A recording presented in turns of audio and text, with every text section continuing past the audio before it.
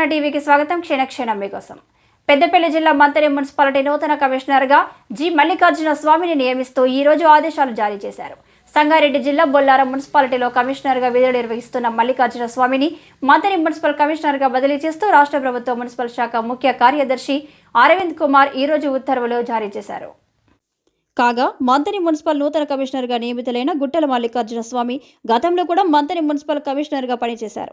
Wine షాపులను, trade లైసెన్స్లను బకాయిల కోసం seize చేశారన్న ఆరోపణలపై గత ప్రభుత్వం అతనిపై చర్యలు తీసుకోగా వీరు గత 9 సంవత్సరాల కాలంగా జమ్మికుంట, నర్సంపేట, కోస్గిలో కమిషనర్గా విధులు నిర్వహించారు. కోస్గిలో పనిచేస్తున్నప్పుడు ఉత్తమ కమిషనర్గా జాతీయ అవార్డుతో పాటు రాష్ట్ర స్థాయిలో పలుమార్లు అనేక అవార్డులు కూడా అందుకున్నారు. మల్లికార్జున స్వామి మంతని మున్సిపల్ కమిషనర్గా నియమితులైన సందర్భంగా మంతని నియోజకవర్గం మీడియా కన్వీనర్, కాంగ్రెస్ పార్టీ నాయకులు ఇనుమల సతీష్ హర్షం వ్యక్తం చేశారు.